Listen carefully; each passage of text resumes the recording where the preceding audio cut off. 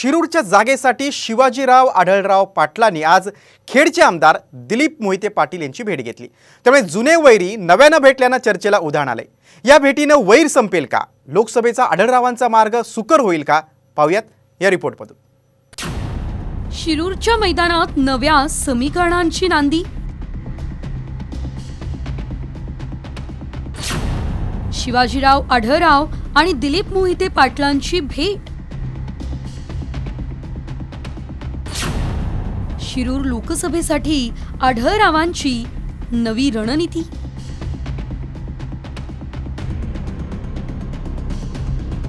शिरूर लोकसभेसाठी माजी खासदार शिवाजीराव आढळराव पाटील प्रयत्नांची पराकाष्ठा करताय। लोकसभेच्या उमेदवारीसाठी आढळराव अजित पवार गटात प्रवेश करणार अशी चर्चा रंगली होती। त्यातच आढळरावांनी कट्टर विरोधक दिलीप मोहिते पाटील यांची भेट घेतली।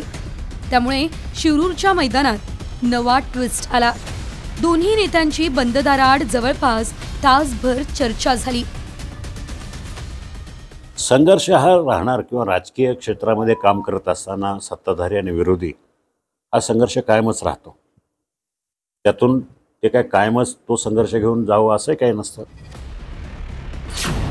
शिरूर लोकसभेच्या मैदानात अमोल कोल्हेंविरोधात अजित पवार गटाचा उमेदवार कोण हे अजूनही निश्चित होत नाहीये।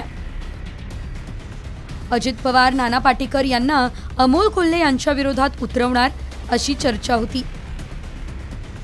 पण नाना पाटेकर राजकारणात एंट्री करणार नसल्याचं स्पष्ट झालं।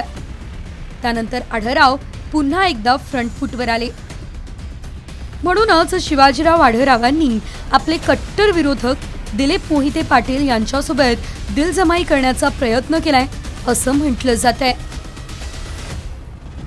आढळरावांनी मैत्रीचा हात पुढे केलेला असला तरी दिलीप मोहिते पाटील माघार घ्यायला तयार नाहीयेत। आढळरावांना माझा कायमच विरोध असेल ही स्पष्ट भूमिका मोहिते पाटील यांनी व्यक्त केली आहे।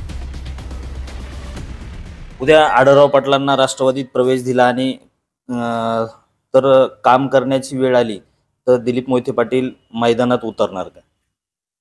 मी मागे पूर्वी सांगितलेलं आहे की अशी परिस्थिती निर्माण झाली तर मी घरी बसेल।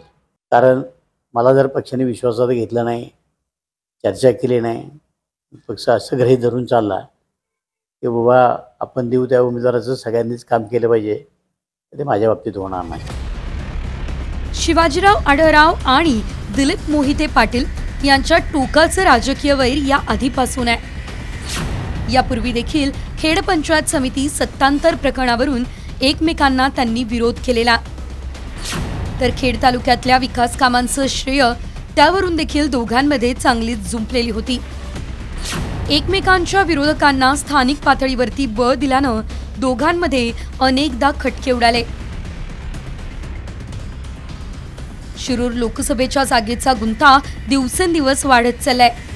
त्यात महायुतीचा उमेदवार अजूनही ठरलेला नाही आहे। मात्र आढळराव संभाव्य सर्व पर्यायांचा विचार करताय। पण दिलीप मोहिते यांनी विरोधाची धार आणखी तीव्र केली आहे। त्यामुळे आढळरावांची पुढची रणनीती नेमकी काय असेल हे पाहणं महत्त्वाचं ठरेल। रोहिदास गाडगे, साम टीव्ही न्यूज, शिरूर।